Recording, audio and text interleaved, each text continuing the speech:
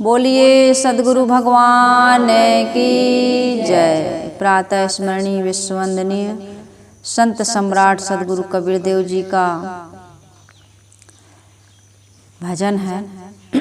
आप सबके बीच यह भजन रखूं उसके पहले कबीर आश्रम देवरी चैनल की ओर से समस्त श्रोता बंधुओं को, माताओं बहनों को सुबह की हार्दिक शुभकामनाएं। आज का दिन सभी के लिए सुखद एवं मंगलमय हो। सद्गुरु कबीर साहब की जो कथन शैली है बड़ी विचित्र, बड़ी अद्भुत, बड़ी आकर्षक और मनमोहक है। जब सद्गुरु कबीर साहब अपनी बातें लोगों के बीच में रखते हैं तो लोगों का ध्यान आकर्षित कर लेते हैं।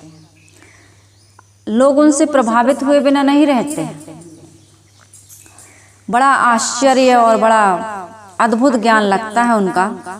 सद्गुरु कबीर साहब लोगों की मनोदशा को देख करके कभी हंसते हैं तो कभी रोते हैं, तो कभी उलाहना देते हैं, तो कभी शिकायत करते हैं, कभी बड़े प्यार से कहते हैं दादा भाई बाप के लेखों चरणन हुई हो बंदा, अब की पुरिया जो निर्वारे सोजन सदा आनंदा। कभी दुत्कारते हैं, फटकारते हैं, कहते हैं हो जाना कुल हंस हो ताते की ना संग, जो जानत बगु बावरा छुए न देते हूँ अंग। हाथ कटोरा खोवा भरा मगजोवत दिन जाए, कबीर उतरा चित्त से तो छाछ दियो ना जाए। अद्भुत अद्भुत बातें लोगों के बीच में जब सद्गुरु कबीर साहब कहने लगते हैं तो भीड़ लग जाती है। सद्गुरु कबीर को लोग घेर लेते हैं। तो आज सद्गुरु कबीर साहब बहुत बढ़िया पद कह रहे हैं। डर लागे और हंसी आवे, अजब जमाना आया। संसार के लोगों को देख करके, उनकी सोच, उनकी रहनी, उनका जो आचरण है उसको देख करके कबीर साहब कहते हैं मुझे हंसी भी आती है और कहने में डर भी लगता है। इस जमाने में लोगों का आचरण, रहनी, व्यवहार देख करके साहब कह रहे हैं अजब जमाना आया। कैसा जमाना आ गया? धन दौलत ले माल खजाना, वेश्या नाच नचाया, मुट्ठी भर अन्न साधु कोई मांगे, कहे लाज नहीं आया।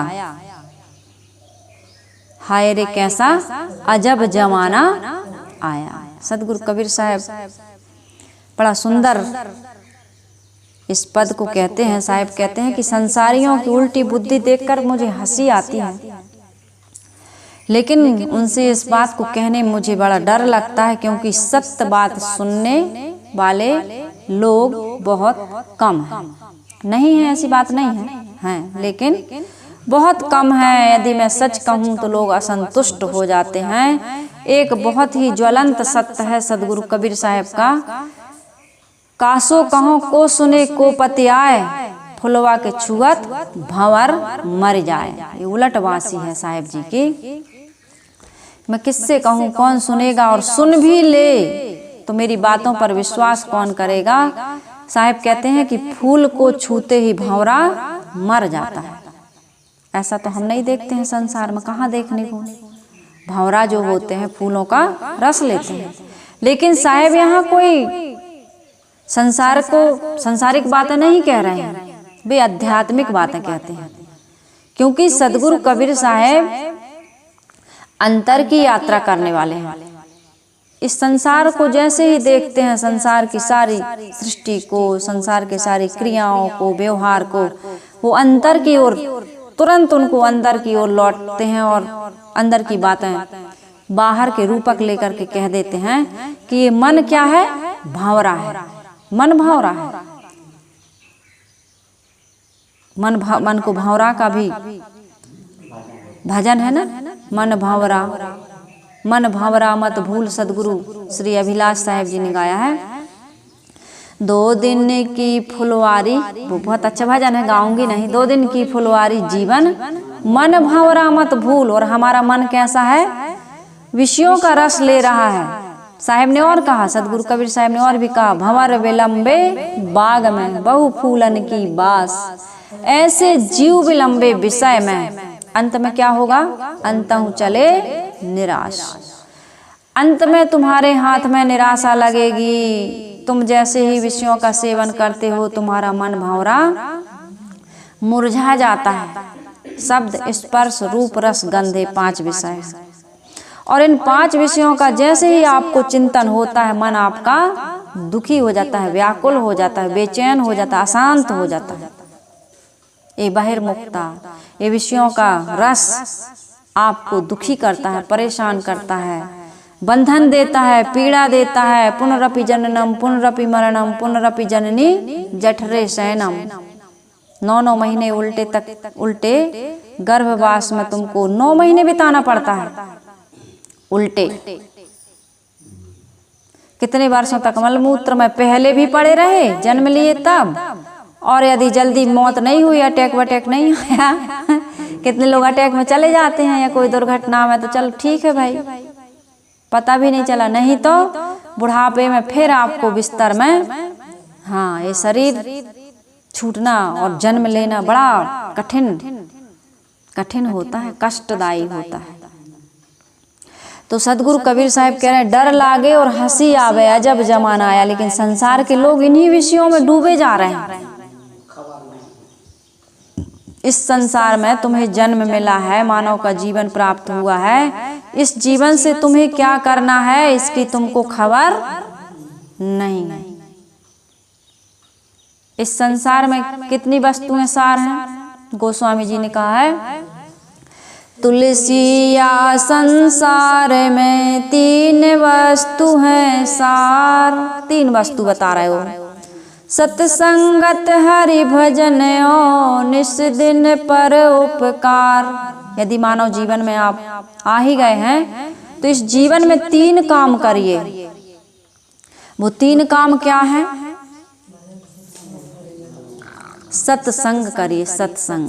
लोग सत्संग नहीं करते, न सत्संग में धन को, सत्संग में तो धन लगता नहीं, सत्संग में तो मन को लगाना पड़ता है, तन को लगाना पड़ता है। धन ना लगाए कोई बात नहीं, लेकिन सत्संग में ही धन लगना चाहिए, परोपकार में शरीर लगना चाहिए। सत्संग और हरि भजन, सत्संग में जाइए आप। सुबह सुबह आप लोग सत्संग में आते हैं, सुबह सुबह सत्संग सुनना। मैं कहती थी पहले, अभी भी मैं कहती हूँ, कहना बंद कर दी हूँ, लेकिन मेरा यही स्लोगन है कि दिन की शुरुआत सत्संग से, अच्छे विचारों से, और जीवन की शुरुआत अच्छे कर्मों से। लेकिन कोई बताने वाला नहीं, कोई नहीं बताता है कि दिन की शुरुआत कैसे करें, जीवन की शुरुआत कैसे करें। बच्चा बड़ा हो जाता है, पढ़ना सीख जाता है, लिखना सीख जाता है, नौकरी, बिजनेस, व्यापार, खेती बाड़ी करना सीख जाता है। घर परिवार समाज के लोग कहते हैं बच्चा योग्य हो गया, शादी करो। शादी हुई कि बस तुरंत बच्चा का है, बच्चा कैसे नहीं आ रहा है, 1 साल हो गए, 2 साल हो गए, फिर उसको लिखाना पढ़ाना कितना। लेकिन भजन करो कभी नहीं बताया जाता है। कब बताया जाता है पता है? जब 4 के कंधे पर वो जाता है और वो सुनता नहीं है, तब उसको गांव के लोग जो ले जाते हैं उसको शमशान में, तब वो लोग कहते हैं कि भैया राम नाम सत्य है। सबकी यही गत है, सब छोड़ के अचानक चले जाएंगे। लेकिन उस समय कहने वाला भी नहीं सुनता है, और जिसको सुना रहा है वो तो बेचारा सुनने वाला है ही नहीं, कहने वाले भी कहाँ सुनते हैं। तो तुलसी या संसार में 3 वस्तु हैं सार, सत्संगत, हरि भजन, निस्दिन परोपकार। सत्संग करते नहीं लोग, सत्संग में जाते नहीं लोग। सत्संग का अर्थ है अच्छी लोगों की संगत, अच्छे विचार। अच्छे लोगों की संगत करोगे, अच्छे विचार सुनोगे, अच्छे विचार रखोगे। सुबह से शाम तक आदमी कभी सत्संग नहीं करता, अच्छे विचार नहीं सोच पाता। अधिकतम लोगों की मैं बता रही हूँ कि सत्संग करना चाहिए, हरि भजन करना चाहिए और परोपकार का कार्य करना चाहिए। सुबह दिन की शुरुआत सत्संग से, और रात में फिर सत्संग करना चाहिए, ध्यान करना चाहिए, अच्छे विचार सुन करके, पढ़ करके और चिंतन करके ही सोना चाहिए। ये नियम लेना चाहिए प्रत्येक मानव को। ये मानव जीवन की सबसे बड़ी उपलब्धि है, इसी के लिए मानव जीवन मिला है। कमाना, खाना, भोगों को भोगना, पेट भर लेना, प्रजनन कर लेना, इतना भर जीवन में मानव जीवन का ये सार नहीं है। बड़े भाग्य मानुष तन पावा, सुर दुर्लभ सद ग्रंथ ही गावा।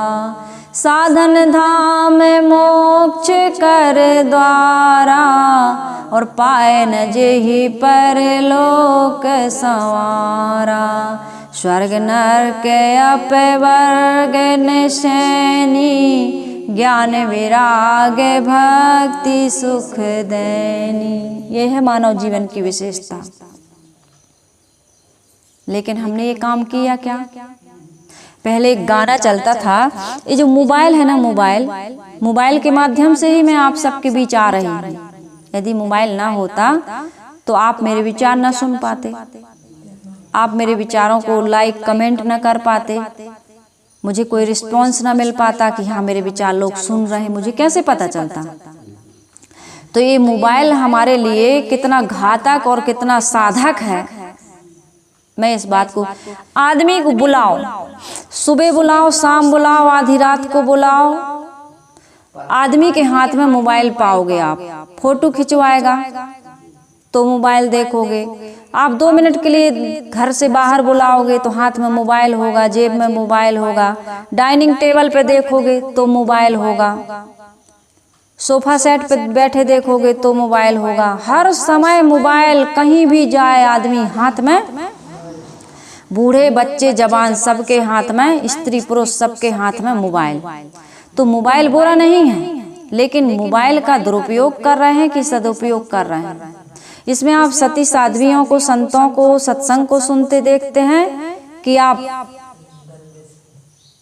वो एक लड़की है ना, जो क्या नाम है उसका, कम से कम कपड़े पहनती है, क्या तो नाम है उसका, उर्फी जावेद, उसको देखते हैं, फिल्मी गाना सुनते हैं।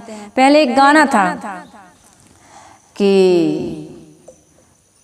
तू ही प्यार, तू ही चाहत, तू ही आशिकी है, तू मेरी जिंदगी है। लड़की या लड़का एक दूसरे के लिए गाते थे। अब तो मोबाइल ही सब कुछ है। मोबाइल ना हो तो लोग खाना नहीं खाते, मोबाइल ना हो तो लोग बात नहीं करते, मोबाइल चाहिए, नाराज हो जाते हैं। बच्चे ही तो, बच्चे बूढ़े जवान सबको मोबाइल चाहिए। बुढ़िया से मोबाइल चलाते नहीं आता, मुझे यूट्यूब चलाना सिखा दो, सत्संग सुनेंगे। अब सत्संग सुनते सुनते क्या क्या सुनने लगोगी, देखने लगोगी, जानती तो है नहीं। ये सारी चीजें हैं।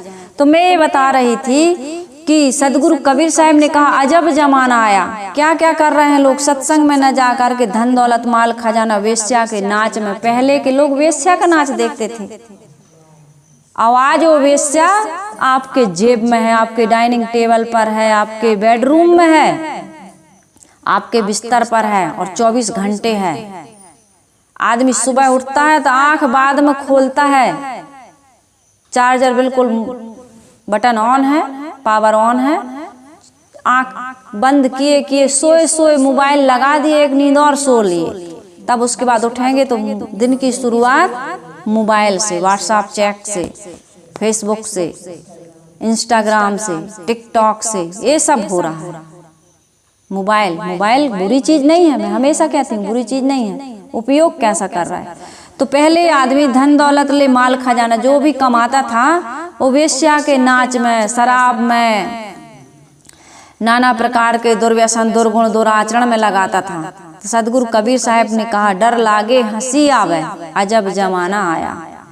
कहने में मुझे बड़ा डर लगता है, लेकिन इनकी उल्टी बुद्धि देख के हंसी भी आती है। कभी कभी हंसी भी आती है, कभी गुस्सा भी आता है। तो कभी शिकायत भी करते हैं, कभी डांटते भी, कभी प्यार से भी समझाते हैं।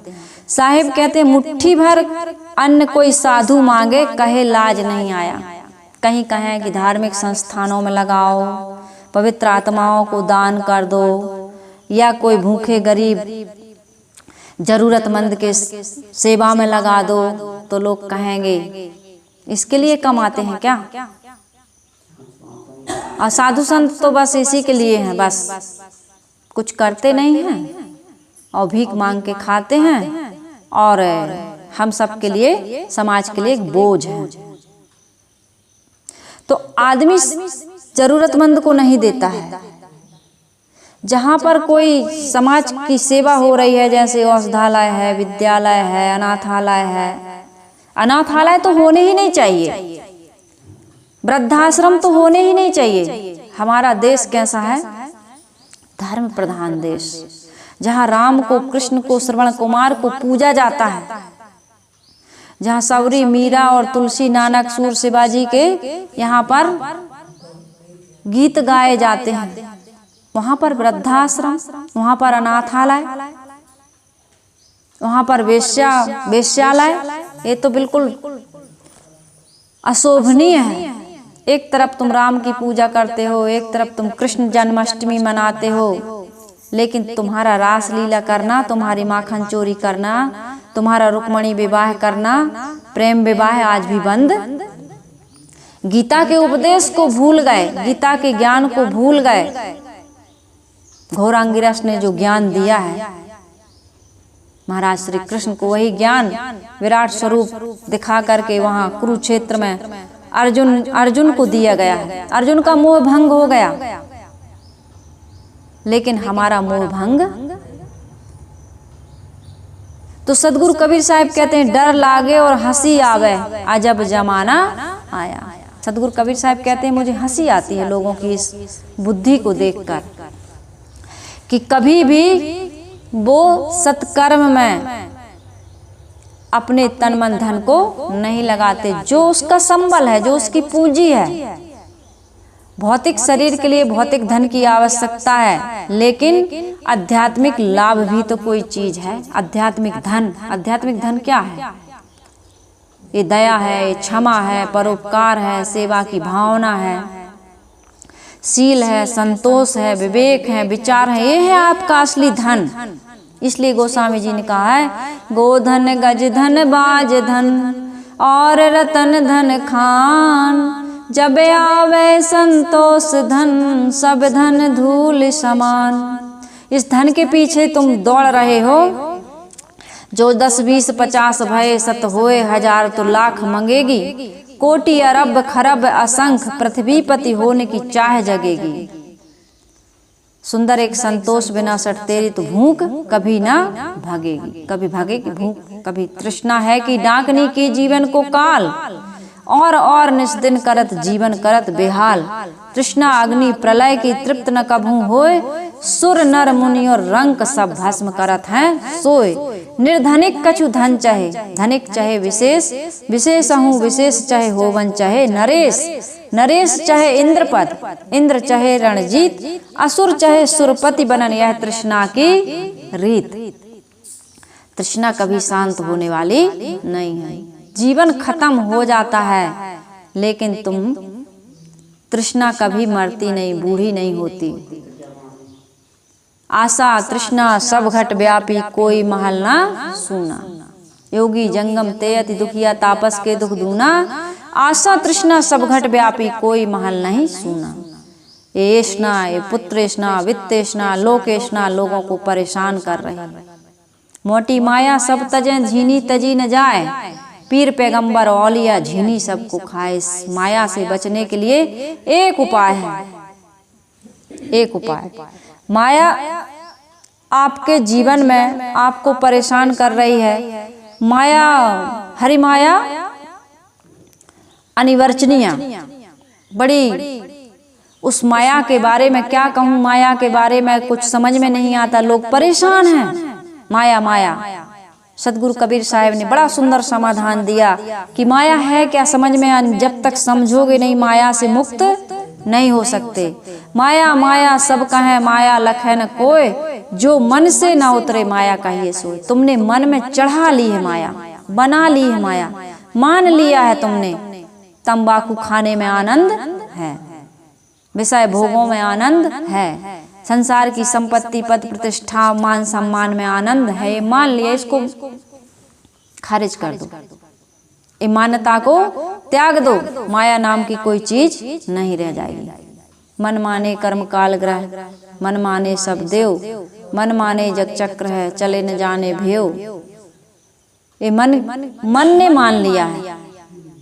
मन माने जप योग है, मन माने तपास। जो मन को माने नहीं, सुखी सो साधु निराश। मन ही रोग और भोग है, मन ही पाप और पुण्य, मन ही क्रिया और कर्म है, मन चेतन और शून्य। सो मन में मानो नहीं कहा भोग कहा त्याग, जो है मन को मान मो सो प्रपंच बैराग। मान लिए आप, मानता का बंधन सबसे बड़ा है। आपने मान लिया कि वेश्या के नाच में सुख है, आपने मान लिया है कि पान तंबाकू बीड़ी में सुख है, आपने मान लिया है कि इंद्रियों के भोगों में सुख है। यही है उल्टी बुद्धि लोगों की। साहिब कह रहे सबसे बड़ा सुख क्या है? जब आवे संतोष धन, सब धन धूल समान। शीलवान सबसे बड़ा, सब रत्नों की खान, तीन लोक की संपदा रही सील में आन। आप तो हीरा हैं हीरा, लेकिन आप धूल में लिपटे। और जब तक ये हीरा जौहरी को नहीं मिल जाता है, तब तक इसके सभी पहलुओं में चमक नहीं आ सकती। अनगढ़ पत्थर पड़ा है, और यदि वो शिल्पकार को मिल जाए तो अनावश्यक अंगों को निकालकर सुंदर मूर्ति का निर्माण करता। कहीं बाहर से मूर्ति लाके उसमें आरोपित नहीं करता। जो उसके अनावश्यक अंग हैं, छेनी और हथौड़ी से क्रोध के वो निकाल देता है। सुंदर मूर्ति उद्घाटित हो जाती है। ऐसे ही हमारा जीवन, हमने अनगढ़ पत्थर की तरह और बिना तरासे हुए हीरे की तरह अपने आप को कचड़े में डाल दिया। समझ नहीं पा रहे हैं। साहिब कहते हैं डर लागे हंसी मुहे आवे, हाय रे कैसा अजब जमाना आया। आदमी समझ नहीं रहा, धूल में मिट्टी में, ये संसार के गंदे गंदे कार्यों में, नाच सिनेमा में लगे हुए हो, नाशवान वस्तुओं में लगे हुए हो, धन संपत्ति पुत्र परिवार में तुम लगे हुए हो। इसकी जरूरत है, इसको त्यागने के लिए नहीं कहा जा रहा, अनासक्त होकर रहिए। कहाँ जाओगे? इसी संसार में यहीं रहते रहते आज वर्तमान में यदि कल्याण का काम नहीं किया तो कहीं भी ऐसी जगह नहीं है कि जहाँ तुम कल्याण कर लो। और किसी भी योनि खानी में तुम कल्याण कर लो यह भी संभव, या तुम दुखों से मुक्त हो जाओ, दुखों की निवृत्ति कहीं भी संभव नहीं। समझ जगाइए, विवेक जगाइए। ईश्वर ब्रह्म परमात्मा पाने के लिए तुम बाहर भटकते हो। गोस्वामी जी ने कहा घट में है सूझे नहीं लानत ऐसी जिंद, और तुलसी या संसार को भयो मोतिया बिंद। घट में है, अपने अंदर है। कस्तूरी कुंडल बसे मृग ढूंढे बन माई, ऐसे घट घट राम है दुनिया जानत नाही। कबीर साहिब भी कहते हैं तुम्हारे अंदर है, सबके अंदर है। अंतर शरीरे ज्योतिर्मयो ही शुभ्रो यम पश्यन्ति यत्या क्षीण दोषा। यत्न करते करते दोषों को छीण कर दोगे, सारी दुर्गुणों को बुराइयों को जब त्याग दोगे, तब उस अंतर ज्योति का तुम्हें दर्शन होगा। एक ही काम करो। भजन का अर्थ है अपने आप को, भजन अर्थात आप अभी विभाजित हैं, दूर हैं अपने यार से, अपने पिया से, अपने लक्ष्य से, अपने परमात्मा से दूर हैं। अपनी शांति से, अपने सुख से, अपनी अमरता से आप बिल्कुल बिछड़ चुके हैं। क्या काम करना, उसकी याद करते रहो। यही है भजन। भक्त कौन? जो अपने आप को उस आत्म तत्व से जोड़ करके रखता, उसकी याद करता रहता, उसको भूलता नहीं। तुम्हें तो संसार की बातें याद हैं। द्वारे तेरे राम जी मिलूं कबीरा मोई, ते तो सब में मिल रहा मैं न मिलूंगा तो। अपने ही अंदर बैठा है, बुला रहा है, पुकार रहा है, आओ मैं तुमसे मिलना चाहता हूँ। हम कहते हैं थोड़ा रोको, अभी हम थोड़ा संसार का सुख भोग लें। तो गोस्वामी जी कहते हैं तुलसी या संसार को भयो मोतिया बिंद। तो किसी ने पूछा कि सरकार मोतिया बिंद तो हो गया, अब ये ठीक कैसे होगा? मोतिया बिंद हो गया, हमको समझ में नहीं आ रहा कि हमारा सुख, हमारी शांति, हमारा ईश्वर ब्रह्म परमात्मा, हमारा लक्ष्य क्या है? कहाँ है वो ईश्वर ब्रह्म परमात्मा? कहाँ है वो सुख? यात्रा तो हम कर रहे हैं, परिश्रम तो हम कर रहे हैं, बहुत मेहनत कर रहे हैं, लेकिन वो सुख, वो संतोष, वो शांति, वो प्रसन्नता, वो निर्भयता, वो अमरता की अनुभूति नहीं हो रही है। चल रहा, हर इंसान प्रयास कर रहा, हर इंसान परिश्रम कर रहा, लेकिन मिल नहीं रहा। क्या हो गया? मोतिया बिंद दिखाई नहीं दे रहा। एक के दो और दो के चार दिखाई दे रहा है, धुंधले धुंधले दिखाई दे रहा है, कई प्रकार के दिखाई देते हैं। मोतिया बिंद में कैसे कैसे होता है? कम दिखने लगता है, एक के दो दिखते हैं, कैसे कैसे दिखता है? कहा मोतियाबिंद का ऑपरेशन हो गया, पता ही नहीं। परेशानी क्या थी पता ही नहीं है, मोतियाबिंद का ऑपरेशन हो गया। तो शिष्य ने पूछा कि साहेब मोतियाबिंद हो गया तो इसका इलाज? तो उन्होंने कहा है कि हाँ इलाज है, वैद्य है। आँख का मोतियाबिंद ठीक करने के लिए बठेना है और रायपुर में मेडिकल है, यहाँ चित्रकूट में ऑपरेशन होता है, यहाँ झौतेश्वर में होता है, जबलपुर में, सब कहीं होता है, नागपुर में सब कहीं होता है, हाँ सब कहीं होता है। जाओ और अच्छा करा तो राजकोट चले जाओ, है ना, आँख के स्पेशलिस्ट डॉक्टर हैं, ऑपरेशन होता है। तो कहे हमें मोतियाबिंद हो गया, जो सुख शांति और प्रसन्नता और अमरता नहीं दिख रही है, तो इसके डॉक्टर कौन है? इसके भी तो कोई इलाज होता होगा। तो सदगुरु पूरे वैद्य हैं। गोस्वामी जी ने कहा है सदगुरु पूरे वैद्य हैं। अंजन है सत्संग। अंजन क्या है? सत्संग। इसकी दवा है सत्संग। मोतियाबिंद तो हो गया, दिखाई नहीं दे रहा है अंदर, खोजते हैं बाहर, बताते हैं ऊपर। वो ऊपर वाला, वो ऊपर वाला। एक घर में एक माता जी थी, माता जी सोई हुई थी, चोर घुस गए। कहा बुढ़िया के पास बहुत माल होगा और अकेली है, चलो। 4 चोर घुस गए तो चोरी किए, और माता जी अच्छी आराम से सो रही थी। उनको मिल गया दूध, चावल, चीनी और स्टोव गैस वगैरह। कहे थोड़ा सा यार भूख लगी है, कुछ खा और लेते हैं। बुढ़िया कुछ सुंघा उंघा दिए होंगे, बनाए भोजन, खीर वीर बनाए। तो कहे देखो एक थोड़ा कम दिमाग करा होगा, बुढ़िया ऐसे करवट ली और ऐसे हाथ पसार के सो रही थी। कहे देख बुढ़िया भी मांग रही, यार दे दो थोड़ी सी खीर। गरम गरम खीर रख दिए उसके हाथ पर। कुछ कम दिमाग के टोली में रहते हैं, है ना, कहीं भी घर परिवार समाज में सब कहीं। तो वो खीर रख दिया तो बुढ़िया झटपटा के जाग गई, नींद खुल गई। गरम खीर रखोगे नींद नहीं खुलेगी। नींद खुल गई तो उसने देखा अरे मेरे घर में चोर घुसे। तो 2 घुस गए वो खाट के नीचे और 2 चले गए पटोहा पे। पटोहा रहते थे ना पहले, पटिया का पटमादार। तो शोर मचाई, चोर घुस गए, चोर घुस गए, दौड़ो दौड़ो दौड़ो। तो लोग आए, कहाँ है चोर, कहाँ है?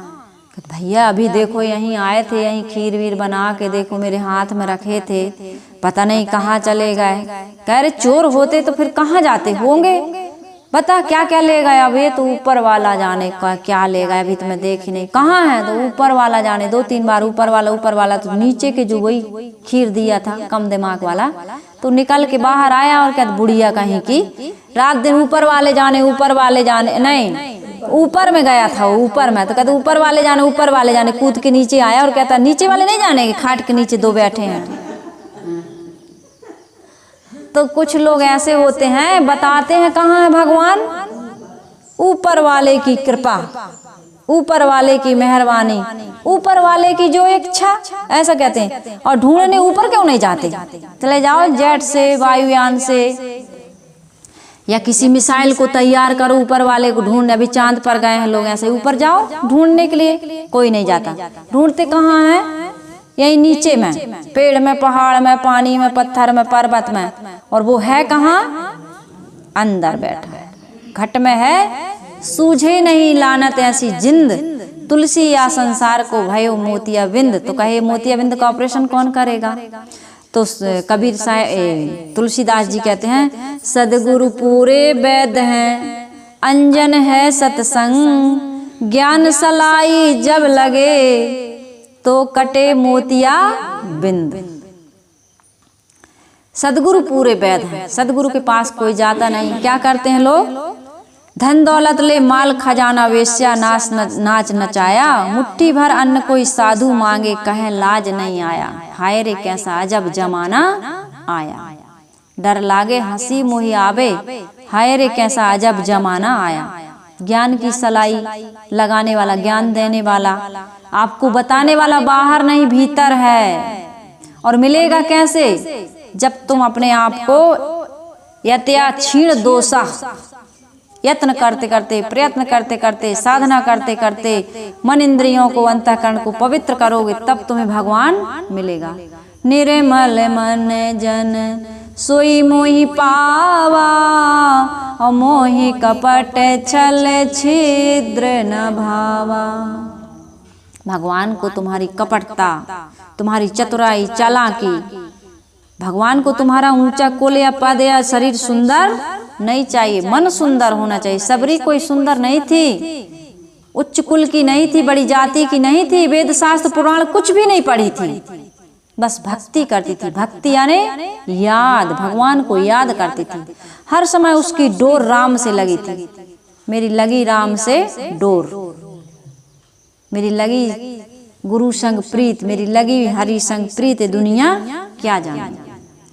वो जनाने की आवश्यकता नहीं है कि तुम राम का भजन करते हो, ये चादर ओढ़ लेते हो, ये माला पहन लेते हो, ये तिलक लगा लेते हो, जटा बढ़ा लेते हो। ये बताने की क्या जरूरत है कि हम राम का भजन करते हैं? कुछ मत करो।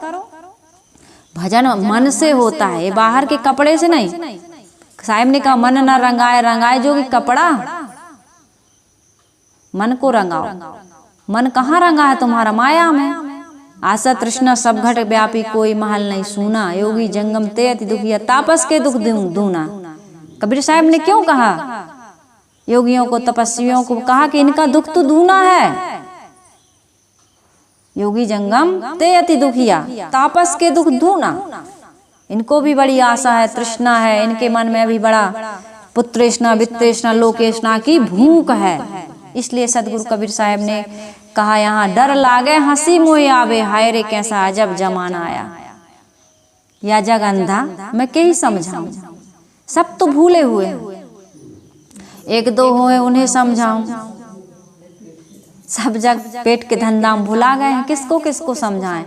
माया ने सबको, माया महा ठगनी हम जानी, माया ने सबको ठग लिया। और माया क्या है? जो मन से ना उतरे वही माया है। माया को मन से उतारो, तभी तुम्हारा कल्याण होगा। कथा होए तहाँ श्रोता सोवे, वक्ता मूड पचाया, होए जहाँ कहीं स्वांग तमाशा, तनक नींद न सताया। जमाई आ रही, हाँ नींद आ रही, नींद आ रही, रात में सोए नहीं, हाँ नींद आ रही, रात में नहीं सोए। और कहीं अब भाई इसकी उसकी चर्चा होने लगे, इसकी उसकी चर्चा, नाच सिनेमा तो छोड़ो, इसकी उसकी चर्चा, वो पड़ोसन की, ये बहू की या सासई की हो जाए, घर के लोगों की, तो फिर देखो उमरिया सारी बीत गई, सत्संग ना करके, बूढ़ापा बैरी आ गया, सत्संग ना करके। सारी सारी सखियाँ सत्संग में जावे, सारी सारी सखियाँ सत्संग में, मैं तेरी मेरी लगा रही सत्संग ना करके, मैं तेरी मेरी लगा रही सत्संग ना करके। बूढ़ापा बैरी आ गया, सत्संग ना कर, तेरी मेरी बड़ा आनंद आता है। दसों इंद्रियां चैतन्य हो जाती हैं, नींद भूख प्यास सब मिट जाती है, टट्टी पेशाब साध के लोग सुनते हैं और बड़ा रस लेते हैं। अरे भगवान, हाँ तनक और बताओ, तनक और बताओ। अच्छा हमने ऐसी ऐसी सुनी है, धीरे भी बोलेंगे, जोर से भी बोलेंगे, बिल्कुल इतना उनके अंदर उनको रस मिलता है। और ये क्या है? किमाच, किमाच कोई लगा के चला गया, तुम खुजलाते रहो। किमाच होती ना, कोई आया बता गया, अब तुम खुजला रहा है, इससे खुजला रहा है, उससे भी बता रहा है, उससे भी बता रहा है। सबसे ज्यादा स्त्रियों को उसने जो श्राप दिया है ना युधिष्ठिर ने, कुंती का वो छुपा लिया था, कर्ण तुम्हारा भाई है, तो युधिष्ठिर ने अंत में श्राप दे दिया था कि स्त्रियां कभी अपनी गुप्त बात छुपा नहीं पाएंगी। आज के बाद मैं श्राप देता हूँ, माँ तुमने बहुत गलत किया। महाभारत के पहले ही तुम बता देते कि कर्ण हमारा बड़ा भाई है, तो हम उसको कभी मारते ना, हम उससे कभी युद्ध न करते। तो इस पर साहिब, वो अलग विषय है, खैर प्रसंग के अनुसार मैंने कह दिया। साहिब कह रहे हैं कि कथा होए जहाँ श्रोता सोए, वक्ता मूड पचाया। अब जो मूड़े तो पचा रहे हैं सब वक्ता लोग। होए जहाँ कहीं स्वांग तमाशा, तनक नींद न सताया, भांग तमाकू सुल्फा गांजा सूखा खूब उड़ाया, गुरु चरणामृत लेना धारे, महुआ चा खानाया। इस पर मैं कल चर्चा करूंगी क्योंकि समय हो रहा है। इसी भजन को कल फिर लेंगे। हाय रे कैसा अजब जमाना आया। तभी वाणी को यहीं विराम देते हैं। मेरा निवेदन सिर्फ यही है कि हम सभी को ये मानव जीवन मिला है तो तमाशा नहीं बनना है, कोई हमारी हंसी उड़ाए, मजाक उड़ाए या हमारे जीवन में दुख अशांति या किसी प्रकार की कमी रह जाए, ऐसा हम कोई असावधानी का कार्य ना करें। निर्मल पवित्र जीवन जीते हुए अपने परमात्मा को जो अपने अंदर बैठा है उसको प्राप्त करने का एक ही साधन है, उसकी याद बने रहे, उसको कभी न भूलें कि मैं अजर अमर अविनाशी हूँ, नित्य सनातन शाश्वत सत्य हूँ और वही मेरा लक्ष्य है। उसको पाएंगे कब, उसकी अनुभूति करेंगे कब, उसमें स्थित होंगे कब, जब सारे विकारों को, दोषों को, दुर्गुणों को त्याग देंगे। इस पर विस्तार से कल चर्चा होगी। आज वाणी को यहीं विराम देती हूँ। बोलिए सद्गुरुदेव की जय।